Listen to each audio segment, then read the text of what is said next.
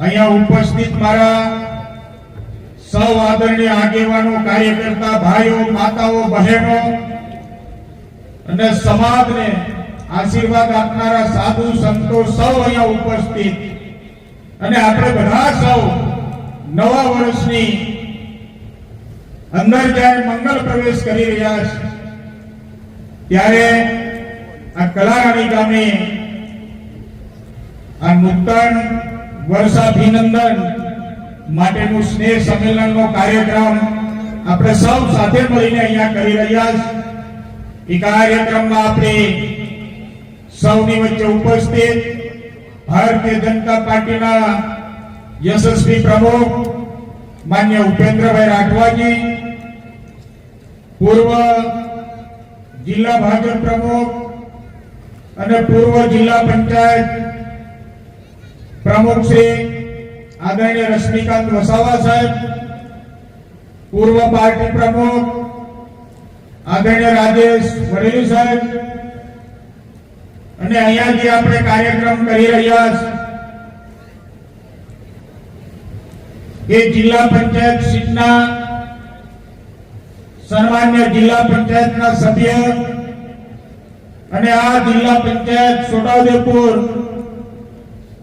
ખાતે સિંચાઈ સમિતિના ચેરમેન તરીકેની ફરજ બજાવી રહ્યા છે એવા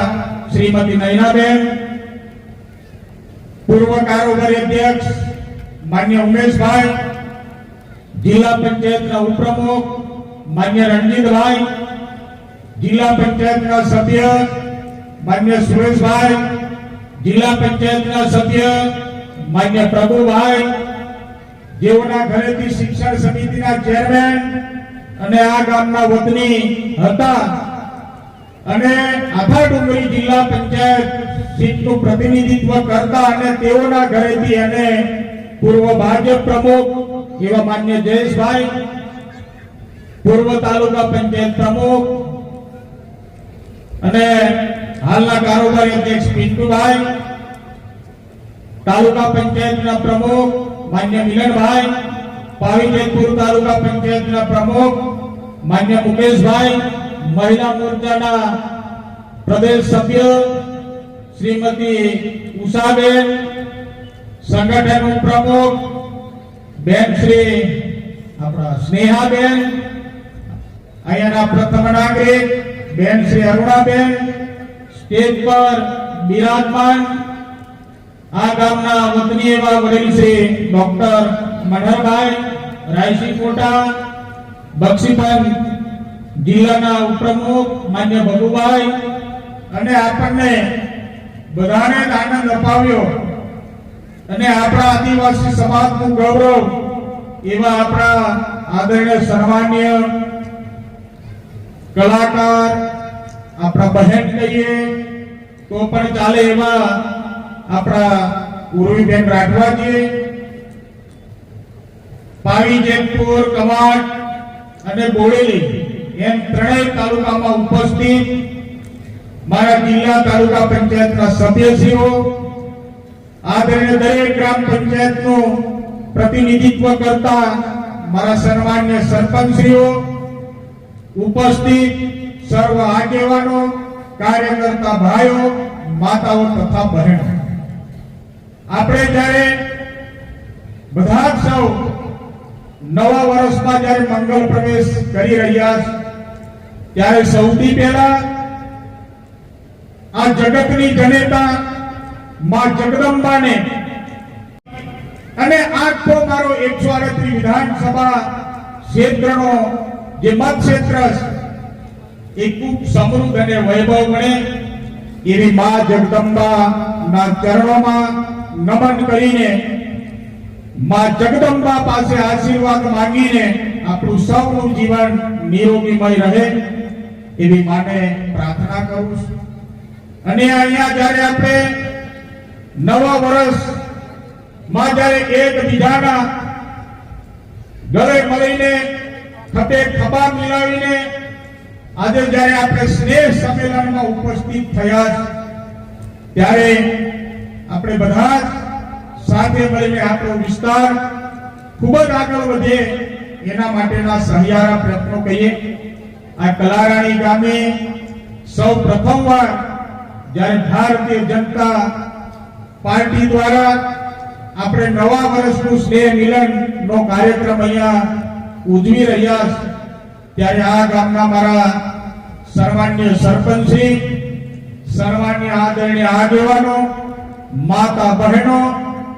અને આ ગામના સૌ મારા નવયુવાનોએ આ કાર્યક્રમને સફળ બનાવવા માટે ખૂબ જ એમને મહેનત કરી, રાત દિવસ સાથે મળીને મહેનત કરી અને આ ગામના મારા સન્માનીય વડીલો, માતાઓ, બહેનો એમના પ્રેમ સાથે એમને હુકમાં રહીને આ ગામનો પણ વિકાસ ખૂબ જ જલ્દીથી જલ્દી થાય એવા પ્રયત્નો હું કરવાનો છું અને એમના માર્ગદર્શન હેઠળ આ વિસ્તારની ખૂબ જ મોટી ચિંતા કરીને આપણું કલારાણી ગામ પણ ખૂબ સમૃદ્ધમય વૈભવશાળી બને એવી મા જગદંબાને પ્રાર્થના કરું છું.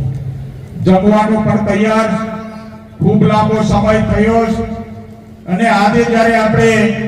નવા વર્ષના સ્નેહ મિલનમાં જ્યારે ઉપસ્થિત થયા છે ત્યારે આપણે બધા સૌ જાણીએ છીએ કે દેશના આદરણીય સન્માનીય વડાપ્રધાન શ્રી નરેન્દ્રભાઈ મોદી સાહેબ જ્યારે રાજ્યના મુખ્યમંત્રી હતા ત્યારથી માંડીને દેશના વડાપ્રધાન તરીકે એમને સફળ નેતૃત્વ અને વિશ્વના નેતા તરીકે આખા ભારત દેશની અને આપણા આદિવાસીઓની ચિંતા કરી રહ્યા છે ત્યારે આપણે બધા સૌ જાણીએ કે કેન્દ્રમાં પણ ભારતીય જનતા પાર્ટીની સરકાર અને રાજ્યમાં પણ ભારતીય જનતા પાર્ટીની સરકાર, બંને સરકારોના આશીર્વાદો દ્વારા આપણે બધા આશીર્વાદો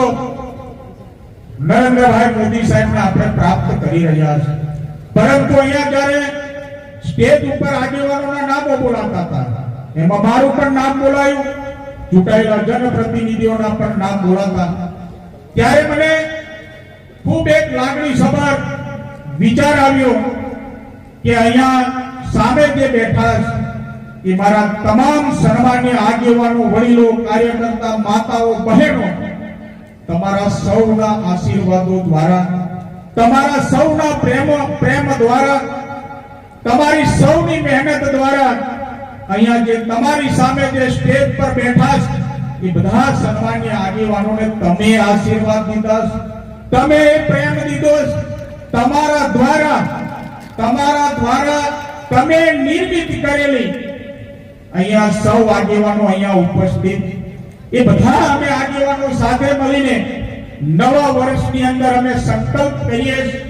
કે દેશના વડાપ્રધાન શ્રી નરેન્દ્રભાઈ મોદી સાહેબે એ આદિવાસી ની વાત હોય,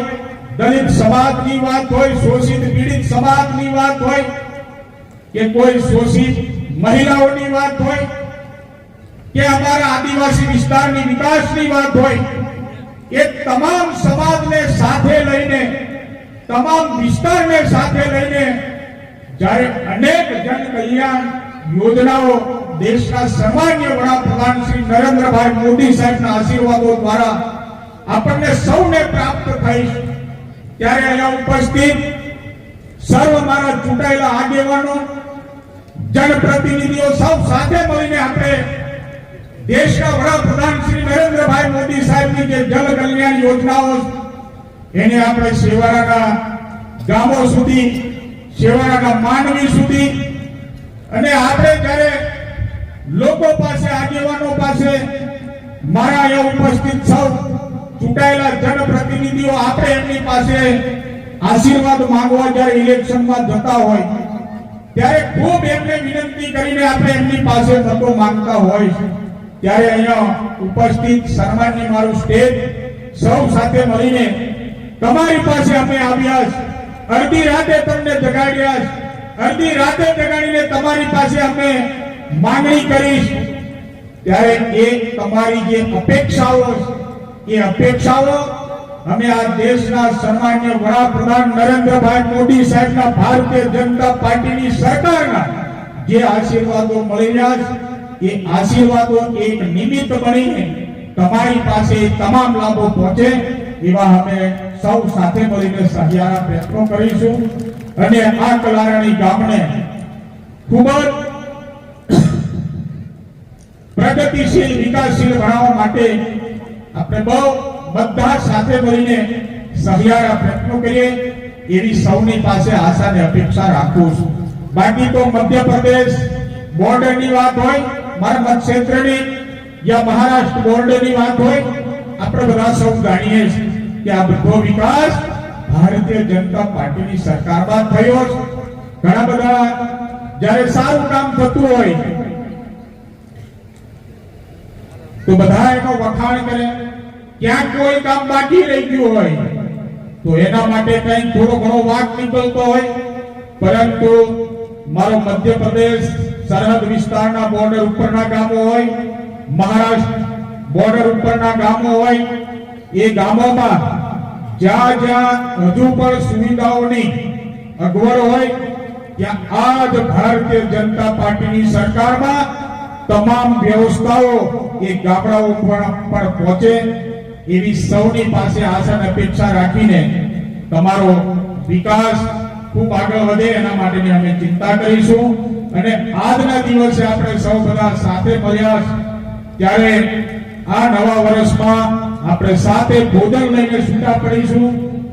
અને નવા વર્ષમાં કામ કરવાની ત્રેવડી તાકાત અહીંયા ઉપસ્થિત સર્વ આગેવાનો, કાર્યકર્તા, માતાઓ, બહેનો, સાધુ સંતો પાસેથી તમને આશીર્વાદ મળે એવા શુભ આશીષ સાથે મારી વાણીને વિરામ આપું છું. વંદે માતરમ. ભારત માતા કી જય. જય જય જય ગુજરાત. છોટાઉદેપુર સહિત રાજ્ય, દેશ અને દુનિયાના સમાચાર જોવા માટે સબસ્ક્રાઇબ કરો તીર સમાચાર અને બેલ આઇકોન જરૂર દબાવો.